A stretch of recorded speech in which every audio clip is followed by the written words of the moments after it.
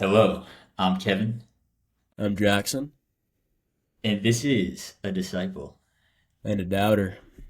So, today is a very special episode as viewers of the show. If you're only listening, you won't be able to tell yet, but viewers may see that we have a special guest with us today. It's our Yes, we 20th do. episode special, in a way. We have our 20? very first guest appearance, so it's kind of a big deal. Okay. Nolan, would you like to introduce yourself? I can do that. I'm Nolan. I'm a friend of Jackson's. The high school Allegedly. together, that kind of stuff. Um, I don't know. I guess I would be the atheist of this discussion. So, Yeah, for so those. Sorry, Kevin, Jackson, you want I to give the got it. I got it. context? Yeah, so okay. So the idea that we have for this episode. So Nolan is kind of an agnostic atheist, right? That's a fair characterization, Nolan. I'd probably label myself more like a religious agnostic. A religious um agnostic. Um and Kevin obviously is a devout believer, and I suppose that I fall somewhere in the middle. So we thought about having a debate, but I think what this is going to be instead of a debate is just a conversation between three people about what they believe or what they don't believe and why they believe or don't believe it, and maybe minds will be changed. Maybe we'll come up with some interesting ideas, and hopefully have a good conversation. So, uh, without So, further without ado, further ado, maybe Nolan, you can start us off uh, by let's see. Well, how about this, Should I, Nolan? should I just Why? say exactly what I kind of believe? Yeah, go let's do ahead. that. Do that. Do that. Do that. That's So good. I would say more my religious beliefs is that I'm certainly agnostic in the sense that I think a God or a higher power is certainly possible. I'm open to that concept. Um, but what I guess I don't really believe is the more Christian view of an all-loving, omnipresent, omniscient God, essentially. Um, Okay, I think the next question would be why? Why not? I think, there's probably a lot of reasons I kind of fall into that, but I mean, generally, I didn't grow up all that religious. I mean, I went to, I'd go to church, when I was younger and kind of stuff like that. But I think as I grew older, I think I grew more out of that kind of ideals. And I guess I mean, like one of the first points that's kind of started to drive me away from it was this idea of just seemingly unnecessary or unjustifiable, I guess, suffering you can see throughout the world. Um, Mm, and in my own view, I just don't think that's, you know, what if there were an all-loving God, and the Christian view, I don't know if that would exactly tract with what we see in the natural world. But All right, so I think that's a very common reason why a lot of people fall away from the faith, or they just kind of have a general disinterest in Christianity as a whole. It's just they see, like, if it's true that God is this all powerful and all loving being, those two things seem to contradict, because if he is all powerful and all loving, why would he not stop evil from occurring? Is that's basically your primary holdup? Would you say? I I don't know if I'd say primary holdup, but that's definitely a significant part of it, I'd say.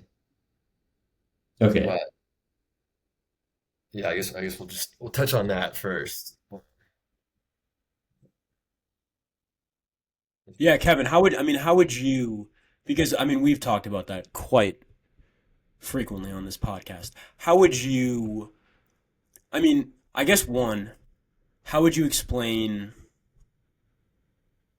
How would you explain why, in your mind, a good God can exist and the significant amount of suffering that seems to take place in our world can also exist. I mean, how can those two things be kind of brought? How Yeah, can they be how can you rectified? just? Oh yeah, Reconciled. sure, sure. So I would probably start by saying that my response to that would be that evil is not evil is not something created by God, and that God does not like ordain evil to occur or cause evil, but that evil itself is defined as a lack of God or a lack of goodness. And it's not so much, like I said, it's not so much the case that God causes sin and evil to he doesn't cause people to sin or cause natural evils to occur, but he merely permits these evils to occur so that he permits these evils to occur so that higher order goods could exist. So I guess to explain that, and this might be oversimplifying the answer a little bit, but it's sort of the first point that came to my mind when I'm starting to think about this, is that higher order goods could exist in that, take moral evil, for instance. Like you could find yourself in like a could find yourself in an objectively evil situation like the Holocaust 100 years ago. And if evil like that could not, if God were to enter into the world directly and prevent evil such as that from occurring, then there could never be such a thing as courage or love or shared bonds that could come about as a result of acting in defiance of evil. If that makes any sense at all. I No. think I understand where you're coming from, and to some extent, I would agree with that, but when you're looking at like in terms of stuff like the Holocaust, yeah, I could absolutely agree that for that stuff to happen, or for stuff like fighting against evil, that stuff needs to happen, or else it just wouldn't exist. But I think you can look at some things that just seem entirely unnecessary in terms of suffering, like child cancer, for example. I guess what would be the you know higher good to come from that, essentially? So I think we probably have to, yeah, when looking at stuff like this, I guess it's probably helpful to divide it into two categories. Let's say I wish I would have thought about the problem of evil more directly before coming into this, but if we divide it into two categories, let's say moral evil and natural evil. And child cancer would obviously fall, and so I guess to define those, natural evil would be things like that just occur that someone doesn't necessarily choose or will into existence, like cancer or like a natural disaster or whatever. Whereas moral evil would be you walk up to an old lady and punch her in the face or something like that. And then now, if natural evil, why does that occur? I would start by saying here's an analogy for you. If human like Christians understand that the world when it was created was thoroughly good, like everything was perfectly in accord with God's divine will, hence like before the fall of man. But then after the first sin, that was when evil itself, both moral and natural evil, was introduced into the world. And then the universe itself was just thrown off kilter.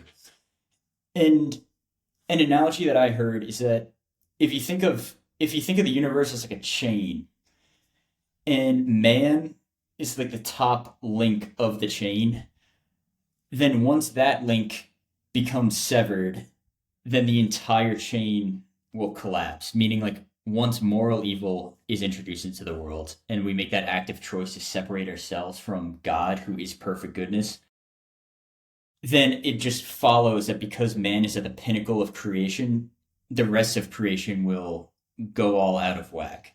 So, therefore, things like cancer or like hurricanes or just natural tragedies will occur. However, we understand as Christians that even though due to our moral choices, the entire universe as a whole, including like the existence of natural evils, were just thrown out of whack, then we don't see that as like I said, we see that as something that we chose ourselves as opposed to, again, I keep going back to, as opposed to God himself willing that into existence. No, the remedy for that evil is the person of Jesus Christ himself. Like we believe, like I said, as Christians, that even though the we severed the top chain and link and threw everything into disarray, leading to things like child's cancer, that God himself, because he so loved the world, sent his only son so that whoever believes in him may not perish but have eternal life. Meaning that if we attach ourselves to the person of Jesus and the love which he represents, then through abiding by that love and willingly choosing to take upon like the suffering of this world into ourselves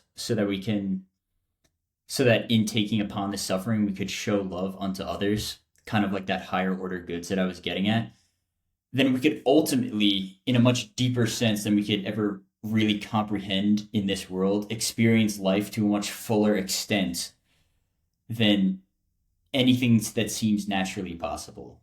So I know I've been rambling for like 10 minutes here, No, you're all but good. just final point to kind of wrap up what I was saying is that to specifically address the issue of child's cancer, like we believe as Christians that through child's can that even though there could be a child who, let's say he's 3 years old, gets diagnosed with cancer, passes away, even through that experience, even though the child underwent immense suffering, no amount of suffering can ever, like the degree of suffering can never overcome the degree of God's love. In that, even though that child suffers tremendously and his parents suffer tremendously, they could still find love amidst their pain. And because the love can ultimately triumph over that pain, then both the child and the parents can experience life to the fullest after death. So it kind of only makes sense if you expand the scope from just looking at things from the perspective of natural goodness. Jackson, do you No, have anything to say to that?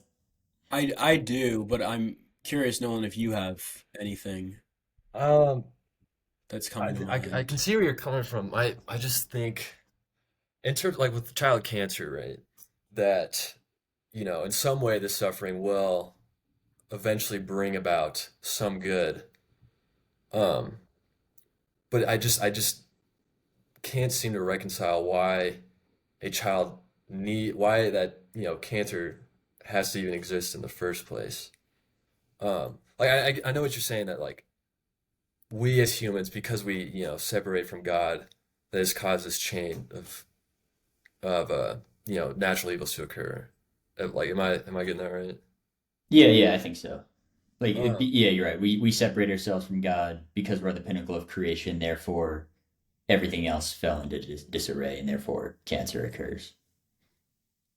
but it seems to me that this child in this case, I don't know if it feels unjustified that this child should share the responsibility of this separation from God, that they come to this life and essentially 2 years later get cancer, not really even knowing like anything about the natural world. Um, and I just to me it just feels unjustifiable in that sense. That Yeah, and even I though agree this with you that it's wrong. you know Like, maybe love can overcome the suffering, but oftentimes it might not. And so would it not just be better for that cancer not to exist and let that child grow and flourish? Why need the suffering? Why not just I guess why is that suffering necessary if the love already exists when the child is born?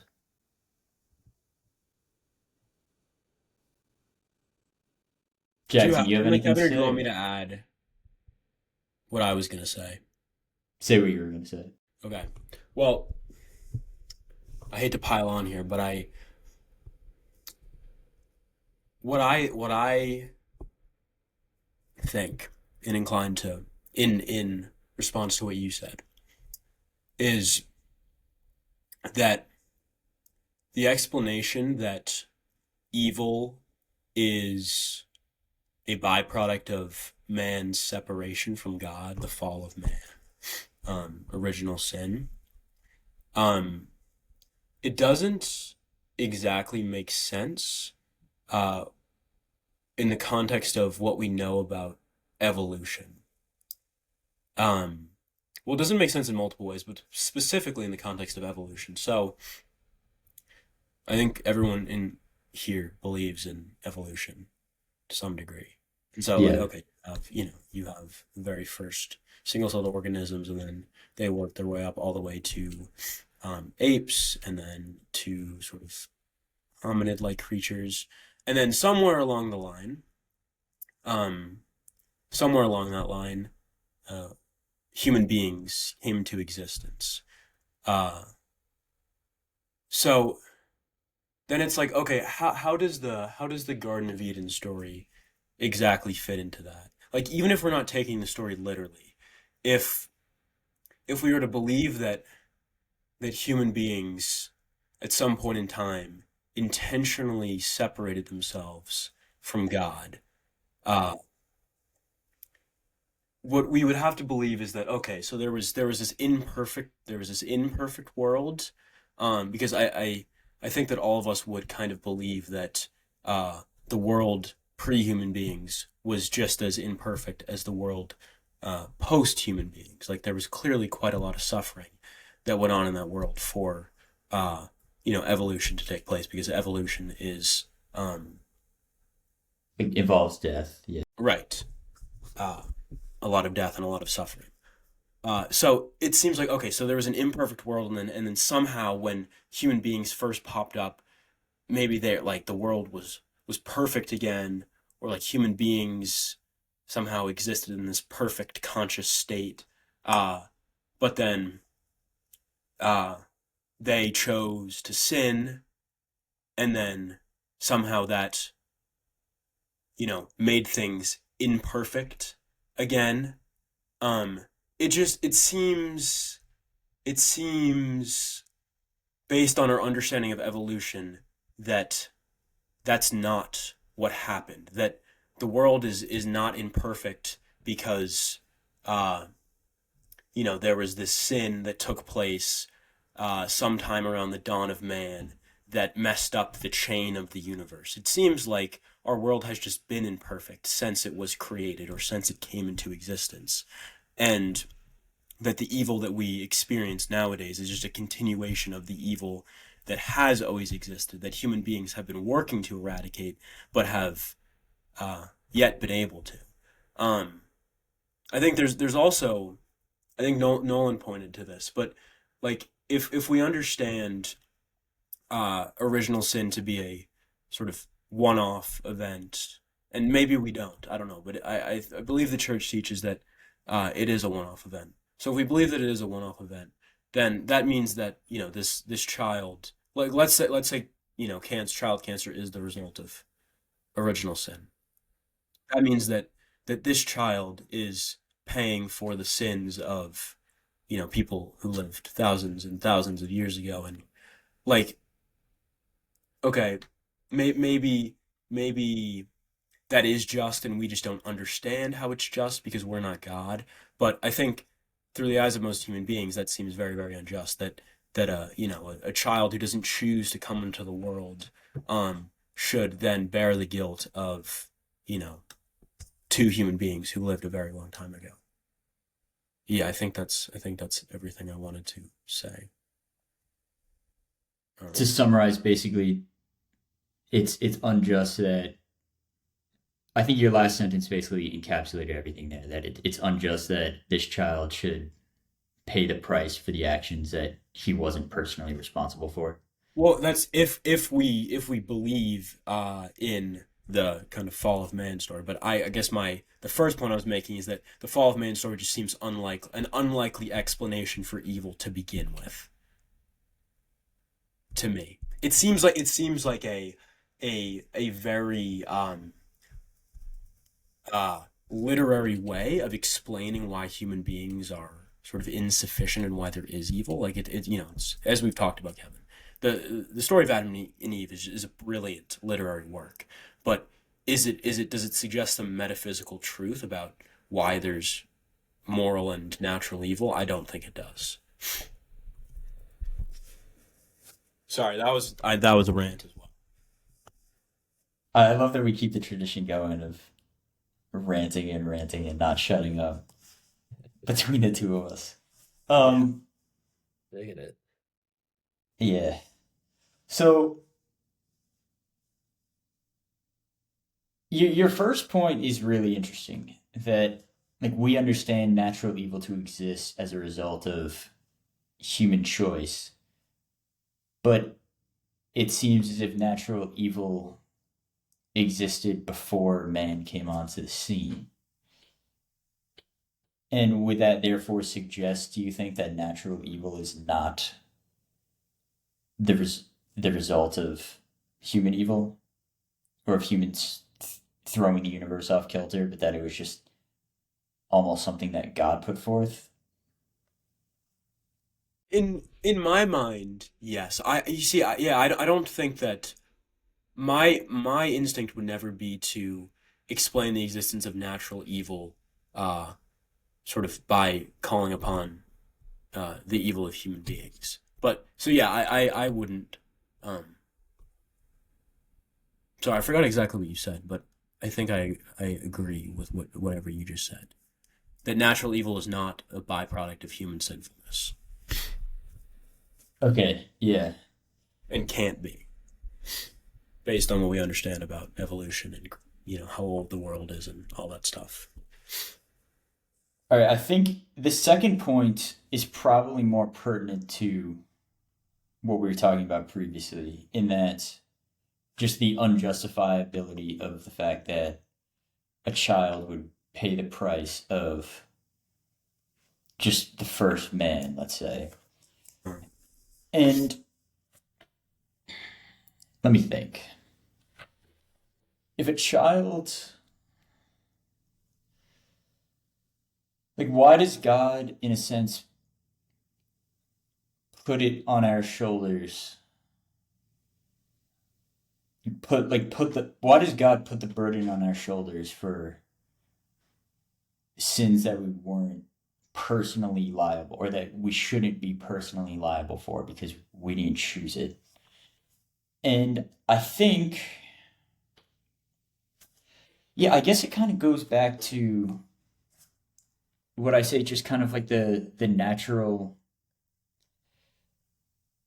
like we shouldn't think of God as like a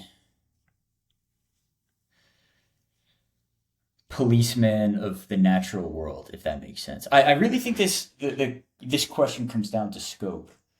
Like Mm-hmm. if we're looking at this purely from a worldly perspective, or if we're also taking into account like transcendent, like metaphysical heavenly realities, in Right. that from a natural progression.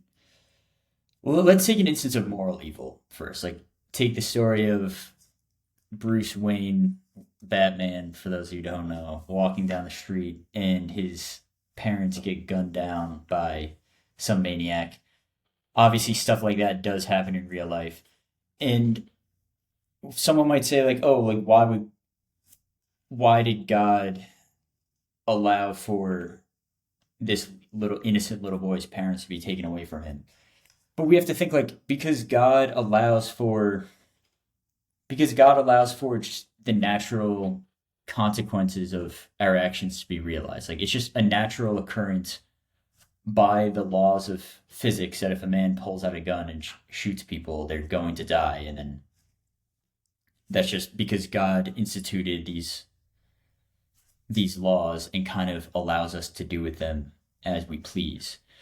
And like I said, it would be if the story was to end if the story was to end at death, then I would say it would be unjust, particularly when you take the most innocent among us being young children. It would be unjust that they should face any punishment. But I think it really does come down to the Christian understanding that like through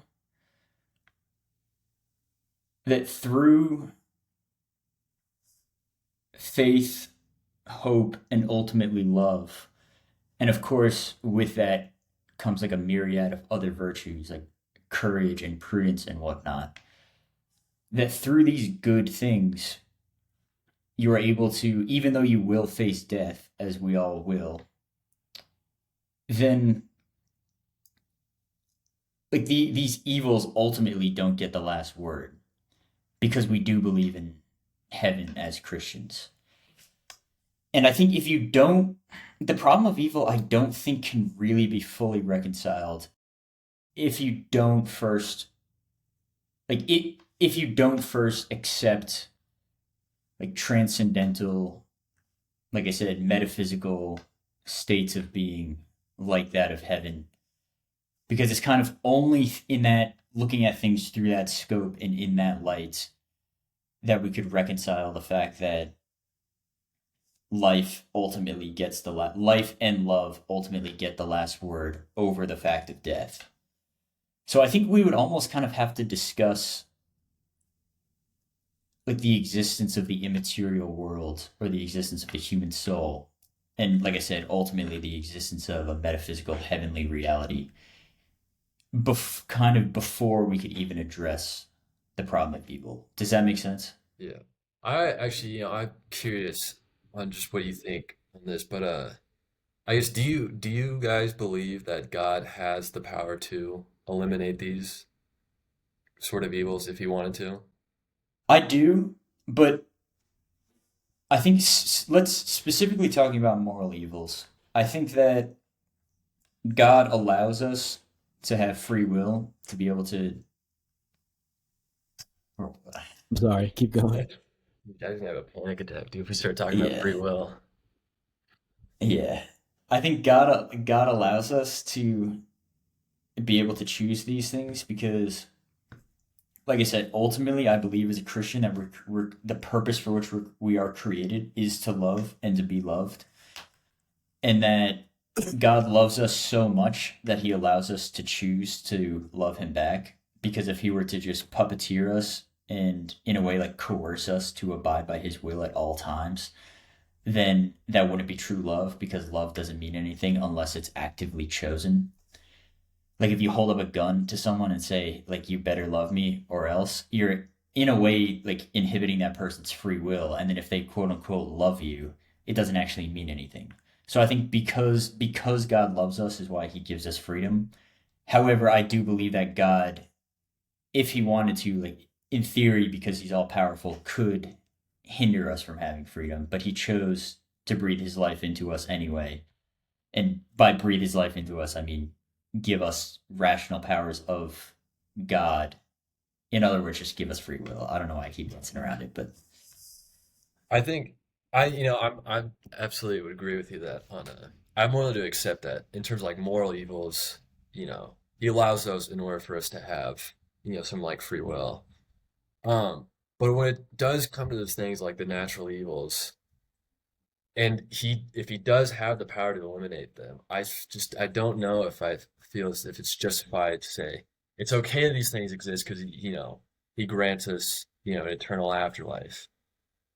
But I still just think that it's just because say take the child for example that comes into this world, is diagnosed with leukemia, experiences severe pain, dies, and maybe he is allowed into heaven, something like that. But um, oh wait, I'm losing track where I want to go with this.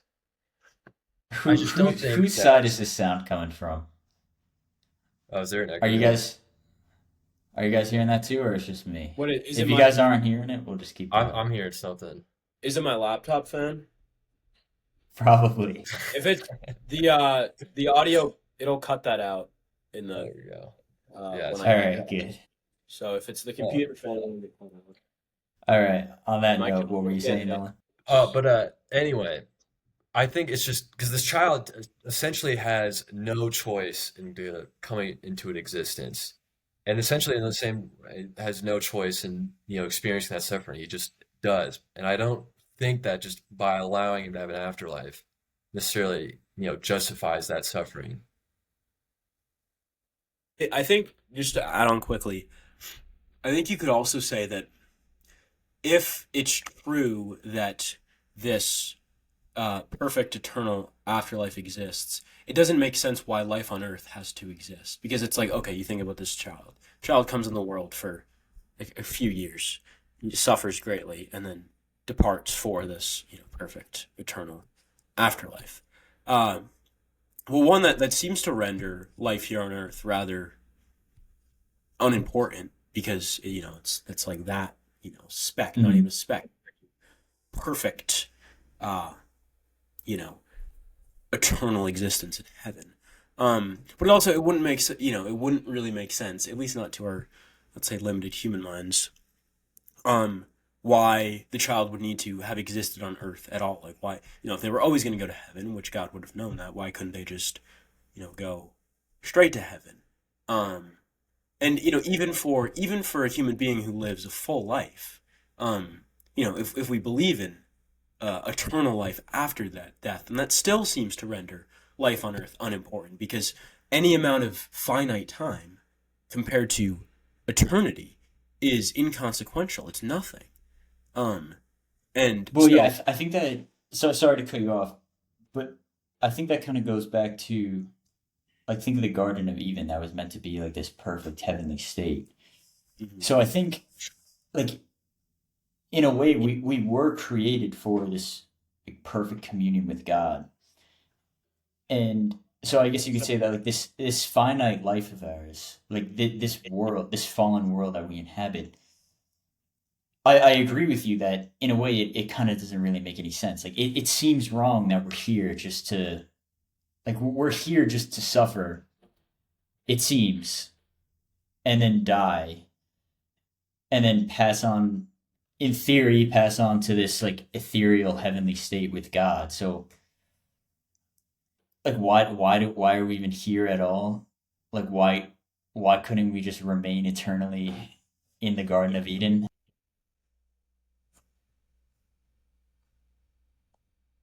And I think I agree with the Bible on this one that the reason the reason that we were here to suffer and die and the reason that we couldn't just remain in the garden is because you guys are gonna I know you in particular, Jackson, are gonna slap me when I say this, but because of our free will and that our ancestors chose to take a bite of an apple which was not exactly theirs to take a bite from. And because of that, I think, like I said, the natural progression of us choosing to, like you and I have talked about this before, that original sin, as it's called, was ultimately like an act of pride in that the apple they took the bite from was that from the tree of the knowledge of good and evil, Mhm. and that in them choosing to disobey God, in a sense, it was their way of saying like make themselves into gods. Like their eyes shall be open and they shall see like God, and that they themselves believe that they were powerful enough to play the role of God and write their own morality. And it was like an ultimate act of disobedience against God because they were in essence saying we don't need God. Like we could just decide what's good and evil on our own. And I think that's who the but world that they chose to inhabit is a who world in which created who created beings with the capacity or with the sort of proclivity to determine right and wrong for themselves? Who created those beings? Well, we actually do not have the ability to determine right and wrong for ourselves, but we can act as if, Okay. like by that I mean we can think to ourselves, So oh, like I could choose who what's created right beings that have the with capacity to or that choose whatever they want, yeah, no, who essentially. created beings that have, this prideful element to them? That even if they aren't inherently prideful or inherently sinful, have this real God, capacity within them. God. God, yeah. Yeah. So like I think when you say we're made in the image and likeness of God, I think what that really means is that because God is a person, meaning like he has an intellect and a will, like he created us. Like when the Bible says like he formed man from the clay of the ground and breathed his life into his nostrils, essentially meaning like he breathed within man his own rational capacities, like his own ability to plan and create and to pursue things however he may choose. Mm, So yeah, God, to answer your question. okay. So, in my mind, it seems it doesn't make sense to me why God creates beings which are even if he is creating us in his image and likeness, which seems like a good thing, but it doesn't make sense why God would create beings which have this capacity for sinfulness within them. It seems like an all-powerful God would have the ability to create beings similar to us, but who don't have such capacity for sinfulness. But God creates these beings with the capacity for sinfulness. That's undeniable. Even if it's our fault, or even if it's our free choice to sin, it's still the case that that proclivity to sin in the first place comes from God. So it doesn't make sense to me why God creates those beings and then kind of throws his hands up in the air and says, "What the hell is going on?" when they sort of do choose to sin, when they do choose to separate from him. All right, It there's a seems lot that I'd like, like to say in response to this. okay, because it seems to me like God is more to blame for human sinfulness than are human beings. It seems like evil and sin and all that stuff are just the inevitable byproduct of creating beings which have the capacity to do those things, to kill, to steal, to cheat, to do all that stuff. Um, you said All you right, have some. can we? So is it an acceptable definition of God's will that is it an acceptable definition to say that God's will is perfect and forget about human beings for a second. Let's just take like the philosophical notion of God. We could say that God is like the perfect orientation towards goodness itself, which would be completely devoid of evil whatsoever. Sure, I think if yeah, Okay, like so well, so then yeah, so what I'm trying to get at here is if we accept that God's will, whether God exists or not, but that in theory God's will is perfect, and by perfect I mean good. So whatever is most conducive to goodness, aka like a lack of evil, is what God wills. Let's just accept that for argument's sake. That God's will is in perfect yeah, accord with objective goodness. that's fine. And so if we were to say that he created these beings with the capacity to sin, and you're saying you have a problem with that. Now let's define sin, which I would define sin as like pretty simply a lack of goodness, like a deviation from like the straight and narrow that aims at the highest possible good. Hmm. So, in saying that there are created beings, namely human people, who have the capacity for sin, we're saying that there are God created beings that are distinct from Him. Because Okay. if God is if God's will is perfect goodness, then human will, if it was also simply just perfect goodness, then we would not be distinct from God in any way. Like, we wouldn't be distinct individuals with our own rational capacities. Like, we would just be God. So for us to even be distinct individuals at all, for us to be able to have a relationship with God, it follows that we would have the our own unique wills to chart whatever course we may please. Like, to even be able to sin if we so choose. Otherwise, there wouldn't be any distinction between us and God. And without a distinction between us and God, then why would God have even bothered creating us in the first place? Like, he wouldn't have even created us. We would have just been mere extensions of himself. So I would say, by definition, if God was to create beings, they would have to have the capacity to sin, if that makes Okay. sense.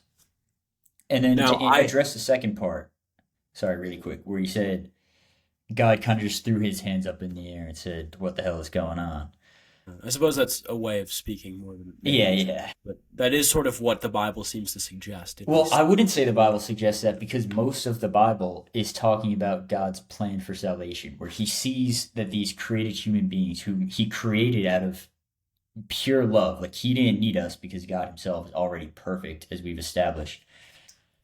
And he created these beings who by necessarily had to be able to deviate from his perfection just by virtue of us being distinct from God.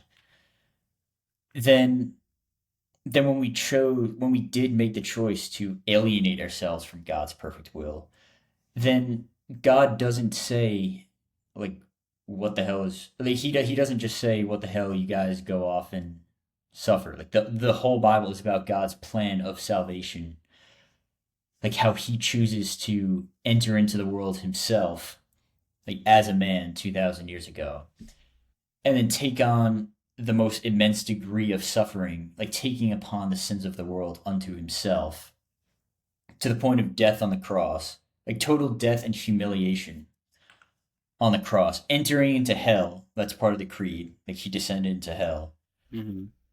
and then rose from the dead in an act of, like, an ultimate claim to the fact that regardless of how far we've fallen, even to the depths of the furthest depths of hell, like death, namely, like, even entering into that does not overcome the ultimate power of life, which is made known, like, through the resurrection, through the fact that God himself entered into the world and then showed that the power of life was supersedes the ultimate power of evil that humans can create.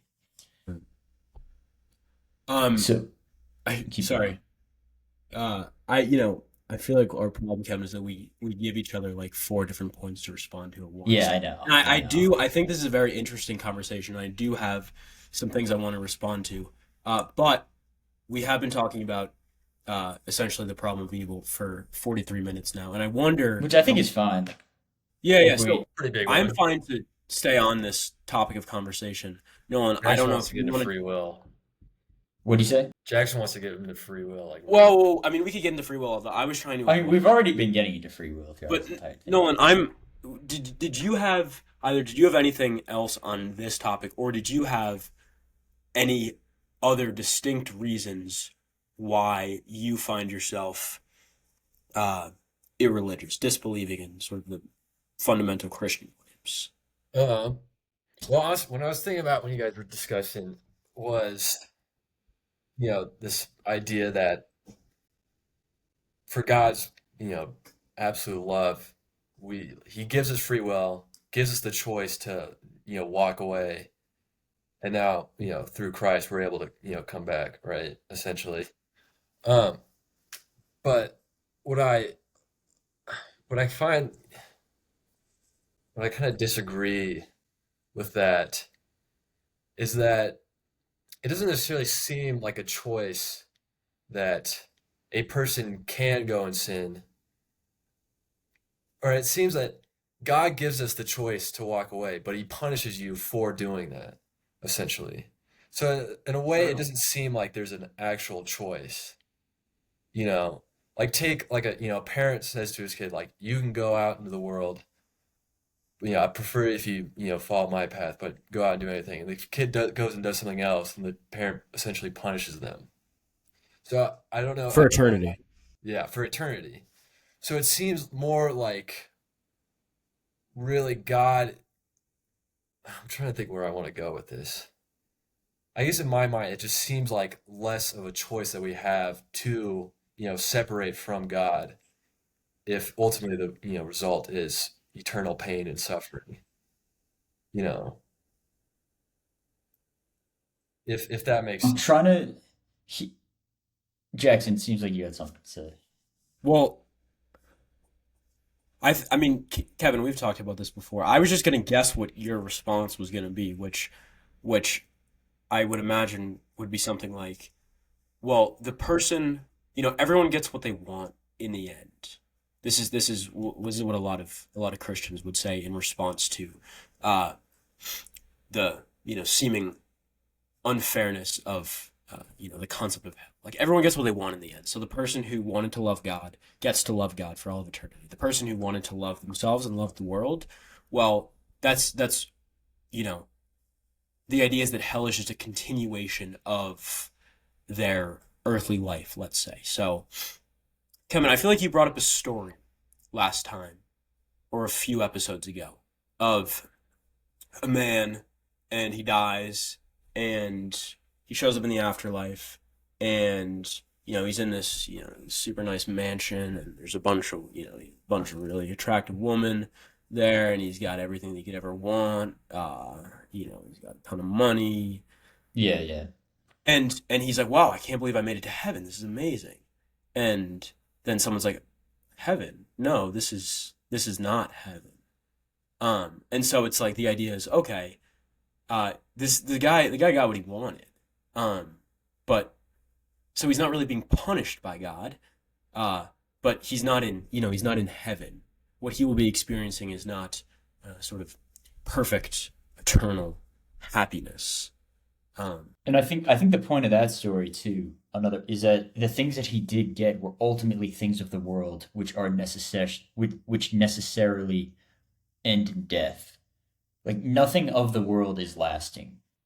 Like everything in this world will pass away. All of us are gonna die. Like the earth is probably gonna crumble. Like everyone in like fifth grade is terrified when they learn about the fact that the sun is gonna expand and overcome the earth in like a billion years or whatever. And my point being is that everything in the world is purely temporary and non-lasting and really just ends in suffering and death. And therefore, like if you choose to stake yourself on the fleeting things of the world, then God allows you to make that choice. Like he gives that to you, kind of like what you were saying. Like even in the afterlife, like you'll have these fleeting things, but at the end of the day, like in hell, it's not going to provide you any eternal fulfillment. And so I think really we're throwing out a lot of ideas here, and let me see if I can try to focus, like hone in on something specific that Nolan mentioned. Because I think we're almost throwing out too many philosophical ideas here. So I'm going to go back to something Nolan mentioned, which is you said God. It seems unfair that God says like, "Oh hey," like you gave the analogy of God as a parent, and you actually, no, said, I was thinking more of a better analogy, but more like say someone comes up to you and says, you've got two options. Either you can love me, and if you love me, it's going to be great. We're going to live a happy life. It's going to be amazing. If you don't, that's fine. But I'm also going to torture you for the rest of your life if you do that. "No." So Maybe that's actually, the yeah, choice. that's But that's the point I wanted to also, respond yeah. to. Yeah. But I Sorry, mean, I I don't guess want that to more mean to cut goes you off. off though if hell, I guess in your view, is you know, I guess a domain of just pure suffering. But I guess I don't know what you would consider as hell. Yeah, see, I think really, if we were to kind of use your analogy of a parent, because I think like we are as Christians called to view God as our Father. So I think if you imagine an all-loving Father here on earth, and like no father here on earth is exactly all loving, but if you imagine a loving father here on earth who says to his child, like, "Oh, hey, don't go play in that like sand pit over there because you might get bit by a snake or something," and then he allows the child to make that choice, but then if he goes and plays in the sand pit with all the snakes and then he gets bit, it's not that his father punished him by having the child get bitten by a snake. That's just a very natural consequence of not listening to what the father instructed him to do, if that makes sense. Yeah, So, I definitely agree with that. Um, but I guess in more my view would be the child gets bit, because I think there are genuine consequences to, committing moral evils and stuff like that. And that's what I would view as, the child getting bit. But then after the child gets bit, would be like the father then going to like, punish him for getting bit. yeah, and all right, so I see what you're saying. You're thinking about also, is anyone else's audio just, Yeah, are you I getting a think it lot might of, you might have some echo coming from yours, Jackson. Jackson, is your Mine fan sounds going crazy fine. or what? No, it's not super loud. It's sometimes way worse. What are you guys hearing? Every time I speak, I hear my voice repeated back. Maybe Yeah, try that it. Are wouldn't you be guys that. not having that problem? All right, let's just fight through it. I Yeah, sometimes it sounds weird when we're recording, Kevin, but But then afterwards, it's I fine. either it's fixed, the AI fixes it, All right. or it's just like, yeah, I don't know. Or it'll be screwed up. I'm not sure, but I, I I think think it's the AI. kind of getting a little bit better. So let's just keep going. To answer your question, Nolan, like what you were saying, that God. So like the kid goes off and gets bit by a snake, and then the father punishes him. Kind of what I'm saying is that no, it's not as if God like then goes on and casts the person and then like holds up a lighter to the person and lights them on fire, signifying hell. It's more that hell itself is the act of the kid getting bit by the snake. Like it's less so that God like puts forth hell onto someone, and more that the person runs away from God and finds themselves in hell. Whereas God is, as we believe as Christians, through His grace, is constantly yelling out to you, saying like, "No, no, like come back, don't go that way. Like you're going to end up in hell."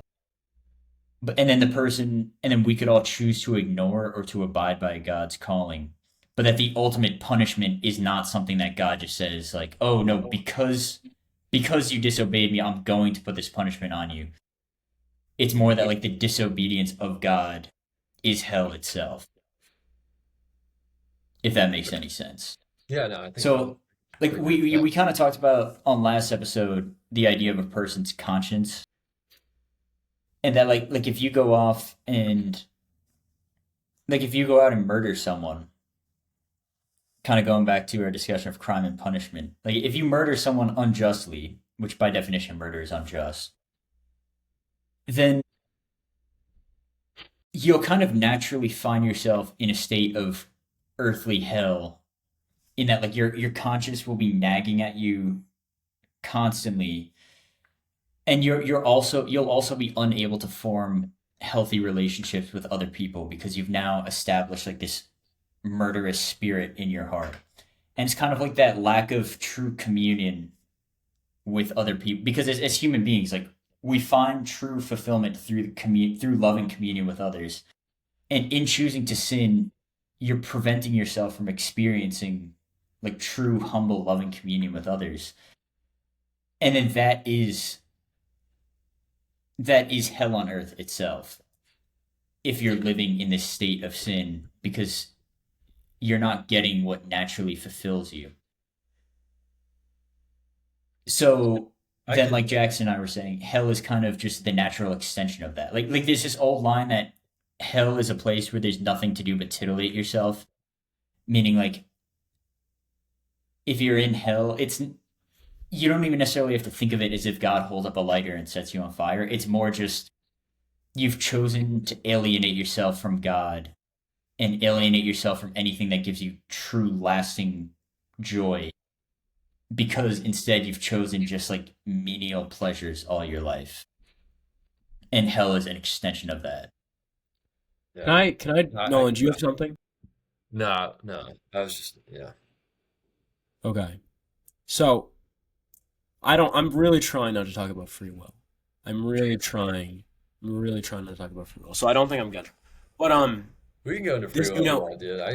no, I can talk about that. I don't want to talk about free will. I don't like talking about free But will. so Nolan, do you kind of? I'm not saying you have to agree with it, but does what I'm No, saying make sense? I see where you're coming from. Yeah. Okay, that's good to know. Okay. I think that this understanding of some people choosing good and some people choosing evil, I think it needs far more nuance. So, Okay. for example, I think about so I'm living in a very impoverished place right now, and there are a lot of people living on the streets who are um, alcoholics or who are addicted to pretty hard drugs. Um, and so we might be inclined to say that these individuals have made poor choices, have ignored their consciences, if that's the correct plural form, Hmm. and have chosen these chosen drugs and alcohol, which are like sort of the like epitome of things of the world, um, and kind of have therefore condemned themselves to hell. God's given them free choice, either love Him or love the world. They've rejected Him and chosen the world, and now they're paying the price. They're living on the street. They're addicted to drugs. Their life sucks. But this is not a sufficient explanation in my mind. This is not a sufficient way of looking at things. Not even close. So, okay, many of these people are born into broken homes, very very broken homes. The education system here is awful. Uh, and so, okay, you have kids growing up uh, in broken homes with no role models, receiving little to no education, um, and also living in a place in which they have access to alcohol and drugs. And Hmm. so it logically makes sense that, or let's say it's more likely that a child born here in this community, which by the way, it's not anyone's choice to be born here, right? We don't Yeah. choose what we're born. We don't choose what kind of life we're born into. So, but it's more likely, far more likely that someone born here in this community will end up poor on the streets, addicted to drugs. Um, so it seems like it's more likely that someone who's born into this community will end up in hell, or what we've kind of defined as hell. Um, and so it seems like if that is the case, then we can't just say that. Let me get my words right here. Free will is not the only factor in these individuals living less than flourishing lives. In fact, it seems like free will might not even be a factor at all, because it makes total sense in my mind why these people are ending up uh, or are choosing such unfortunate paths. Um, and it's not because they have a very clear understanding in their minds of what a better path is and are rejecting that path out of spite or out of sinfulness. It's because they don't have an understanding in their minds of what a good life is. They only are seeing, or they're only being presented with these very unfortunate paths, and so that's really their only choice in life. And so then I'm trying to put a kind of a nice bow on this. Um, So then it seems as if circumstance dictates the fact that they, like, quote unquote, choose hell, as opposed to simply just their own free will because Yes. that yeah, okay. Yeah, it So seems like yeah, circumstance is a far more significant factor in dictating the choices that one makes in their life rather than this kind of free ability to follow one's conscience. Yeah, that's it. yeah, and I think firstly I want to start by saying that like these injustices of the world, like these evils essentially, like people growing up in like poverty stricken homes where they know nothing else but just like drugs and like aberrant sex and all these things that Christians consider sins. Mm. Like that injustice is not something we should just take sitting down as Christians. Like it is on us to like seek to build a better world in like try our best to like build the kingdom of God on earth and I guess in a way like spread the word of God to as many people as possible so that people could come to know the heart of Jesus and the goodness of the Lord Mhm. and choose to live their lives in a way that's in accord with what's genuinely conducive to their flourishing. My point being like it's not a Christian response to just hear examples like this of people growing up in these poverty stricken areas and say like, "Oh well, it's their choice, so let them do as they do." Like Right. no, like it we are called to help people like I said see the goodness of the Lord Mhm. and help them to change their lives. So that's what I want to say first and foremost that these are bad problems which we're called to address.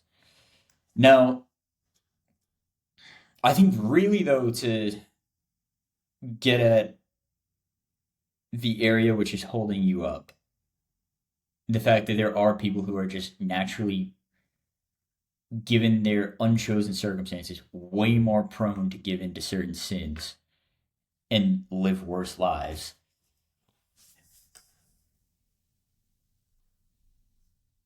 Well, the source of that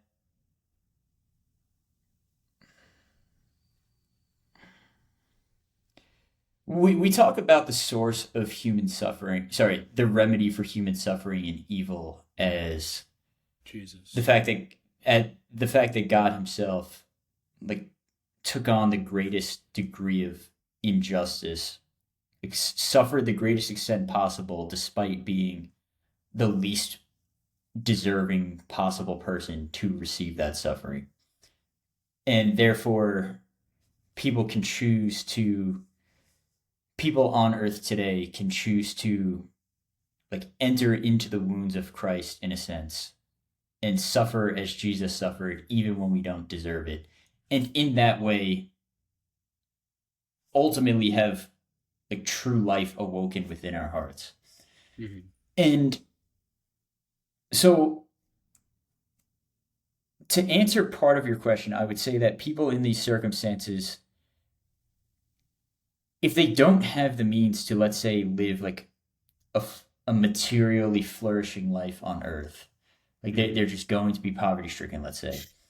The Christian response to that is, and this is even true for people who intentionally make vows of poverty, the Christian response to that is that, like, through poverty, through detaching ourselves from the things of this world, we can live in brotherhood with Christ. And, Okay. but I think what you're going to say is that there are people who, there are, of course, like the Franciscans, just to name a group of people who intentionally make this choice to live lives of poverty because they have a robust understanding of what's genuinely The conducive to value their good. of Yeah, renouncing. but whereas there are other people who don't, given their circumstances, don't have access to the gospel and therefore can't conceptualize of how to live in detachment from worldly things in a way that brings them more in accord with God's love. And therefore that's unfair because we don't have like equal access to the gospel in a way. Is that kind of what you're saying? Well, I think I think Because I let have a me response to that if that is what you're saying. okay, I think it's probably something along those lines. I guess what I just wanted to point out that typically the sort of traditional Christian conception of good and evil, or the fact that some people go to heaven and some people go to hell. At least that's what the Bible tells us. Is that everybody is equally free to follow their conscience, and some people do, and some people don't. And those who choose to do bad things, those who choose to commit crimes, those who choose to get addicted to drugs, Well, no, those who choose I all. wouldn't say everyone is equally free. No. I don't. It doesn't seem like you would. But I think the traditional notion, at least before we've given it sufficient thought, is we all have this freedom, and those who choose to do bad things will be punished by God, or somehow Well, in a I wrong. wouldn't even necessarily say that is the traditional Christian understanding. But like, I guess I would say the traditional Christian understanding is that we do each have free will, Hmm. but not everyone is equally free to abide by what's what's truly good. Because like you said, there are people who are born in circumstances where they've never heard of Jesus their entire lives. Like Hmm. everyone around, like we're mimetic beings, meaning like we naturally mimic the people we surround ourselves with. Everyone they surround themselves with are just degenerates, let's say, for the sake of this. Like they do drugs all the time or whatever. Maybe degenerate is a harsh word, but for argument's sake, I'm just gonna go with it. And they, so yeah, you're right. They're not as equally free to abide by the gospel and to live in a way that's in to live in a way that will bring them the truest, most like fullest form of life possible. Yeah. And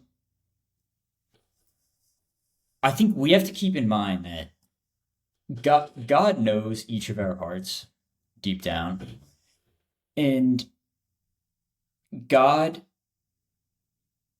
God it is true that salvation is only found through Christ and through Jesus, but God knows,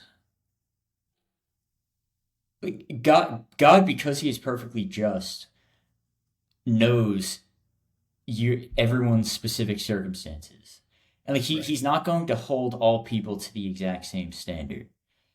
Like for instance, this is an analogy I thought of the other day.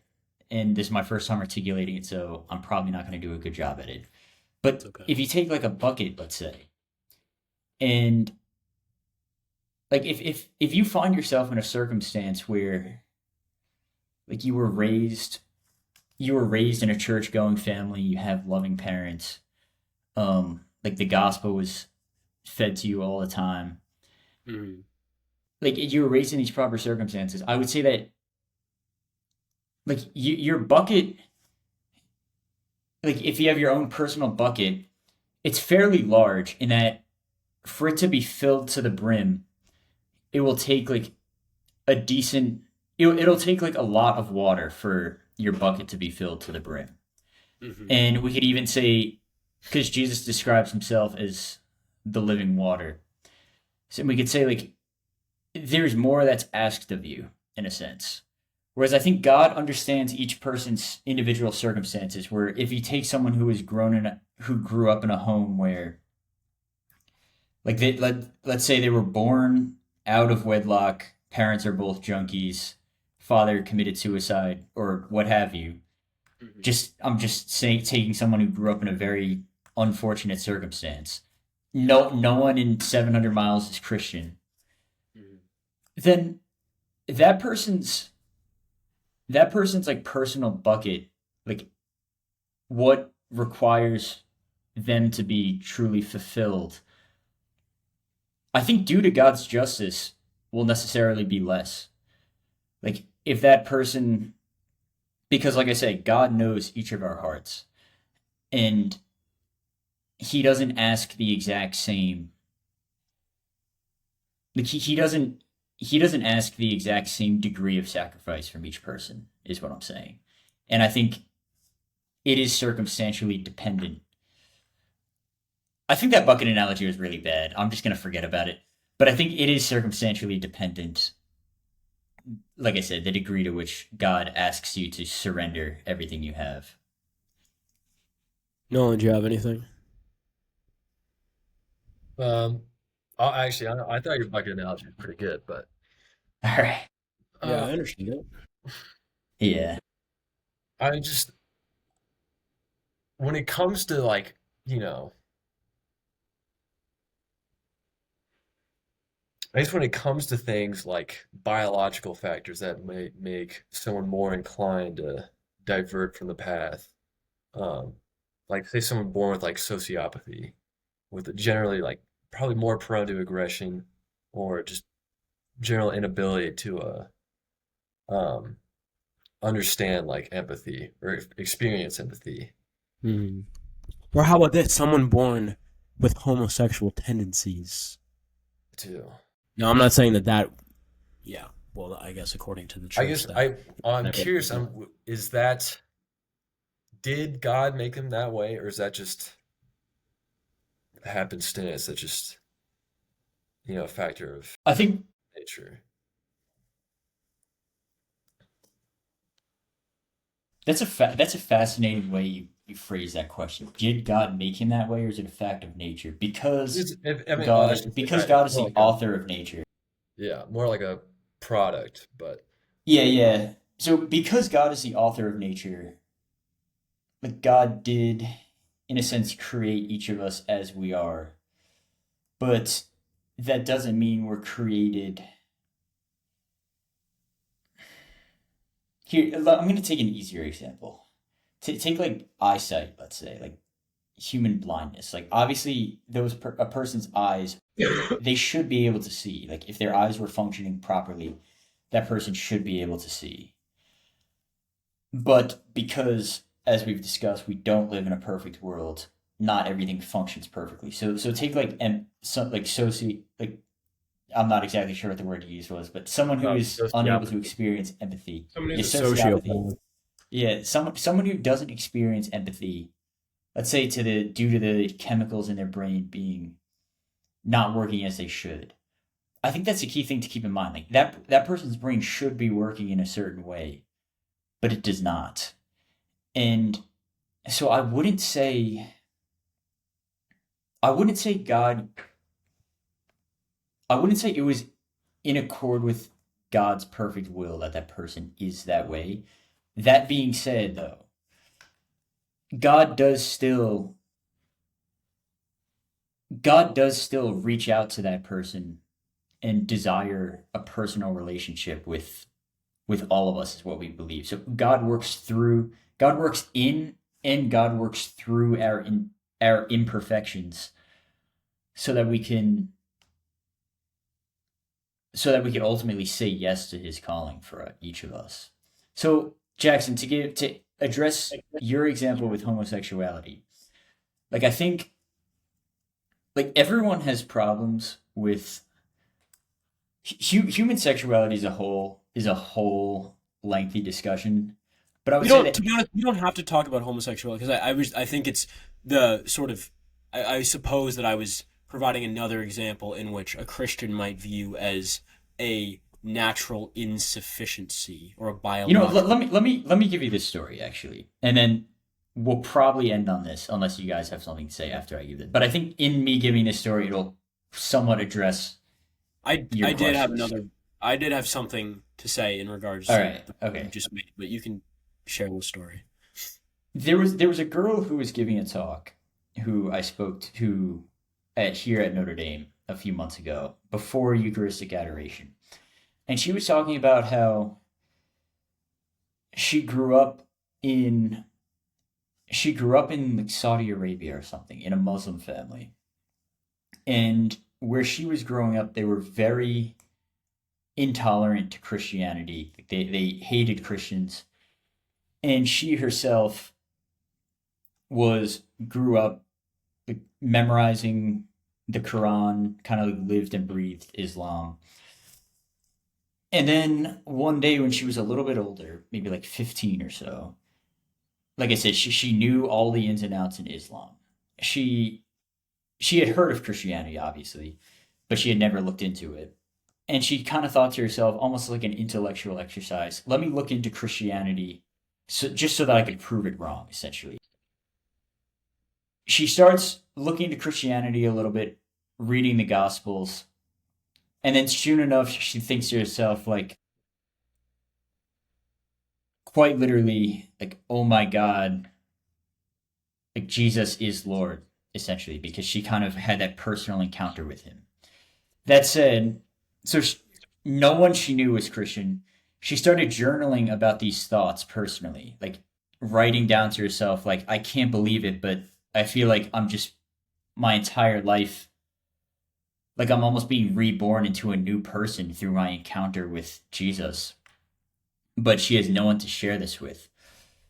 Like a year later, after her almost being like personally Christian and praying to Jesus, her mom discovers her journal, and then her parents have a conversation with her where they essentially say, like, hey, we saw your journal.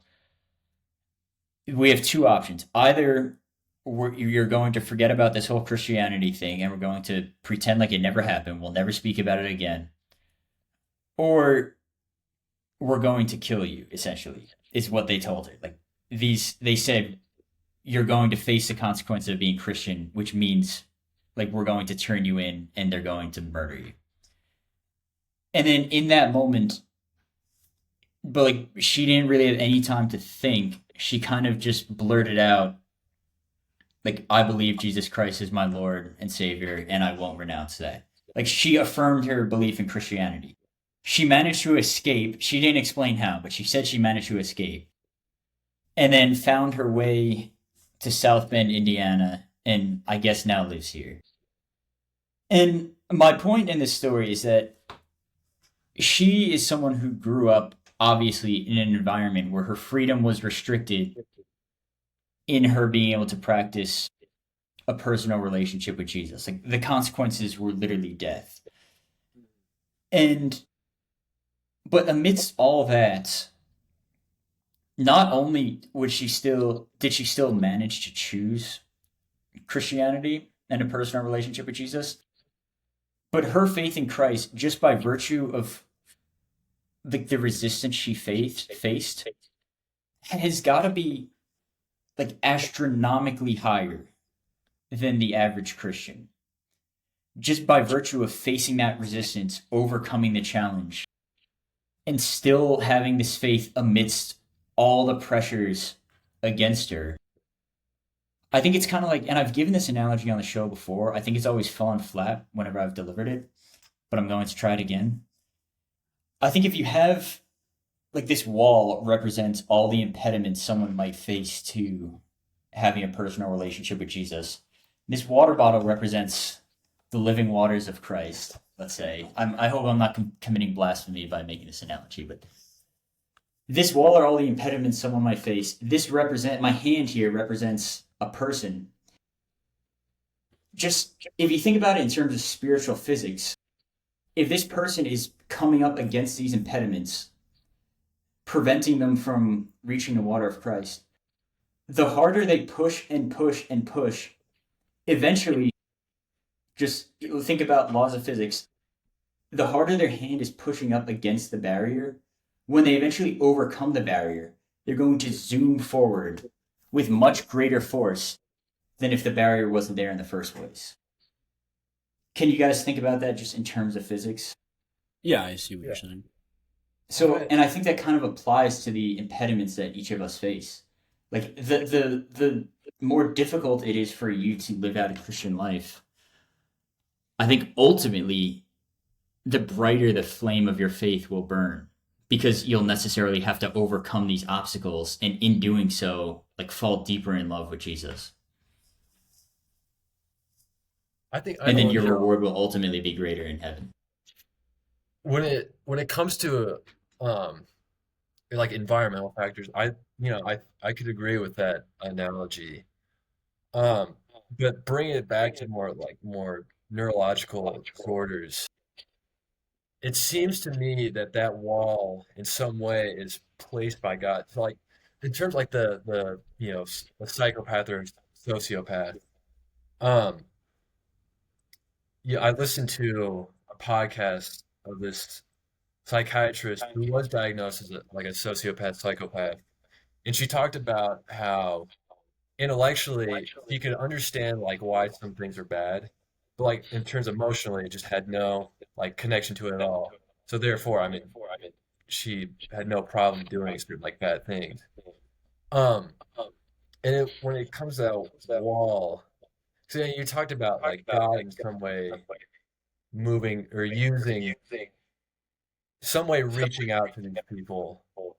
Um, but when it comes to someone like a sociopath who generally has a harder time connecting or feeling those kind of deep emotions, I feel like come with connecting with God. It seems like they're just generally set up to fail. You know. Yeah, I have not thought about that case specifically, so this will probably not be a satisfying answer. But if I had to attempt an answer, I would say that I think there is something extremely noble and praiseworthy about, and I think even sometimes God withholds feelings of consolation from us and feelings of comfort in his love so that we can choose to love him simply for who he is rather than how we feel on like a neurological level. And I think in some ways that could apply to all of us at times because we don't always feel deep consolation in God's love. And in terms of, and again, I haven't thought about the instance of someone who was born with these conditions, but I do believe as a Christian that these people can still choose to love God. And it could, in some ways, even be a more beautiful form of love if, like I said, they're doing it simply for who they understand God to be as opposed to how God makes them feel. But then again, there's probably people who have addressed, there probably are Christian theologians who have addressed this question before who are much smarter than I am, who could give you a better answer. One final thing that I wanted to say, kind of in response to what you've said, Kevin. Um, I think like you expressed a very powerful and poetic idea.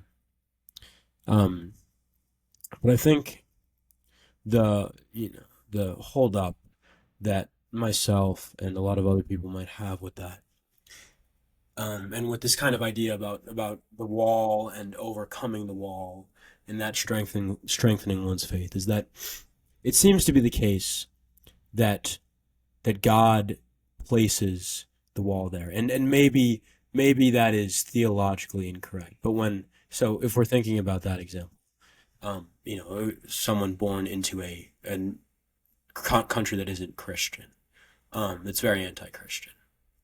It seems like, so the person isn't to blame for that wall being there. Maybe we say that the sort of inherent evil of the world is to blame.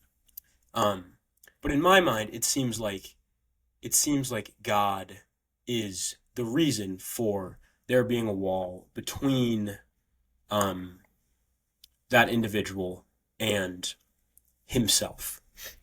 And that could be true based on geographical reasons, but it could also be true based on uh, neurological reasons, like Nolan has listed, or just other circumstantial reasons. Um, and so it's like, okay, it's a nice idea to think that God places the wall there so that we all can overcome it, and kind of the greater the wall, the greater the faith once one does overcome it. It's a very powerful idea. But it seems to be the case that most people, or at least quite a lot of people, aren't able to overcome that wall. So you have that girl, and it's like, wow, that's amazing. What an amazing story. But then you have her parents who are human beings as well. And it seems like maybe they were given a similar wall, right? But for whatever reason, the parents uh, never encountered Christ like their daughter did, or maybe they did, but they rejected Christ unlike their daughter. But it seems like they probably just weren't ever as kind of influenced and moved by the Gospels if they ever did come across them as their daughter was. So they had a wall similar to their daughter, but they haven't overcome it, at least not like their daughter has. And so it's like, well, do those people then just get stranded or kind of left behind because of that wall that it seems like God has placed there? Um, and so it's like there's kind of a desire for, if there is going to be a wall, then there's a desire for everyone to overcome their wall, but not everyone Yeah. will. Most people don't, and I suppose that's a sort of holdup that I have, if that makes some sense. The fact that, in your view, most people don't overcome the wall. See, I don't know if we could definitively say most don't. Um, Well, I mean, Jesus tells us that, at least in Matthew chapter 7 verses 13 through 14, that most don't. At least in my reading. But when he says from that, from my understanding, I don't think the church definitively teaches that mathematically most people will end up in hell. I don't think they've really ever put out a. I know there are a lot of Protestant denominations that teach that definitively. I think I yeah. don't think the Catholic Church has ever held to that belief. True, okay, They've but actually never really said, but yeah, the that's church does teaches there are the people church who does teach that people. Well, there is kind of this whole "dare we hope that there are no one in hell" idea that I think Pope Francis tweeted one time. well, Pope But Francis said he likes to think of hell as being empty, which a lot of and as Christians, we should we should hope we should hope that everyone we should hope that everyone goes to heaven. That's not to say we hope that that does happen, but anyway, kind of getting off the point. How do we allow? How do we reconcile the fact that not everyone most likely gets over the wall, and that some people do end up in hell? Again, I would say my answer to that really is the fact that God God never stops calling for you to walk through that wall. And that no matter how thick the wall may seem, there's never like God's love is the power of God's love is ultimately so much more significant than the strength of that wall. And but you're right, not a lot of people likely won't make that choice because it is a requirement that we assent to the power of God's love, which allows us to walk through that wall. And so for you, is it so much of a problem that you see like theologically unsatisfying about that, or is it more of just like it doesn't sit well with you on a more of an emotional unsatisfying level that not everyone makes that choice? I think, well, so two things. If if this is really, if the way that we're speaking about all of this, and in this kind of idea of walls and overcoming walls, and God placing the wall there so that we can overcome it, but that we need His love to do that. If this is all true, then that it doesn't totally sit well with me emotionally. And then there's also sort of a free will component to that I don't want to get into. But I Yeah, think, and I'm not even sure if I would say God places the walls there, but yeah, yeah, anyway, sure, you sure. But think what? I suppose that, um I suppose that uh the more important thing here is that this sort of idea that there are some people who overcome this wall and go to heaven, and some people don't overcome this wall and go to hell, if we dare to think of it in such a dichotomous way. It just kind of makes me doubt the veracity of Christianity, because I'm not sorry, this idea is not formulating in my head. Um, Give me a second to think about this. I guess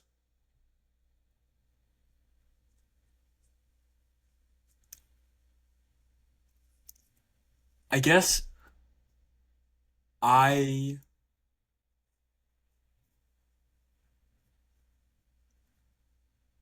to me, good and evil are far too complex and far too nuanced of topics for me to think that there are some people who choose the good and are rewarded for that by God. And there are some people who very explicitly choose not to do good and who are punished. I'm putting punished in air quotes for a reason because I can't think of a better word. Punished for that by God. It seems to me that okay, give me a few minutes. You guys can start. Sorry, we have dinner here. Is it? Oh, it's 6. Okay.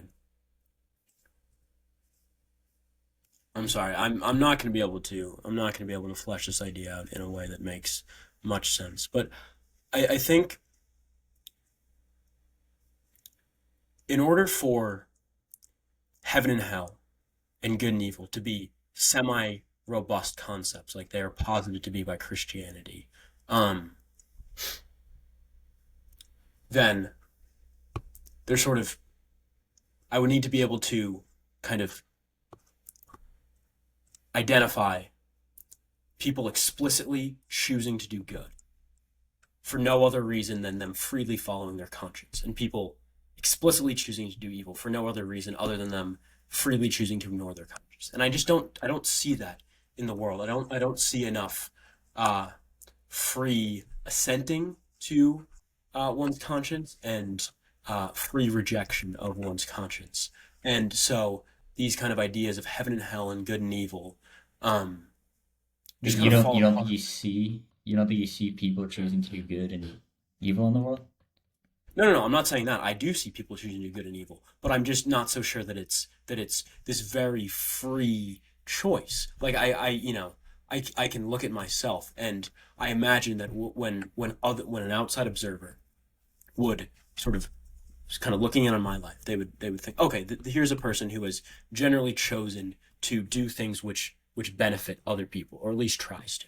Um, but like, okay, it seems obvious to me why I've maybe been more inclined to choose that. I was raised in a very secure family, in a very loving family. I was raised um in a pretty well off family. I've had pretty incredible educational opportunities, and I've also been exposed to Christianity, if that is kind of an important factor in this.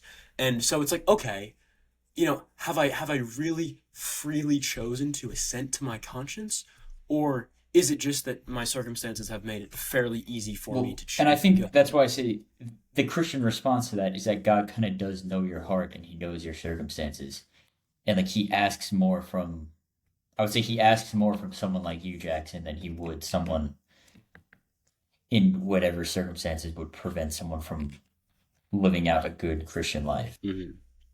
Well, I think yeah, maybe this will probably have to be tabled for a different episode Yeah, at I'm not some gonna point be down the gonna road. die Maybe here. we'll have Nolan on as All a right. guest.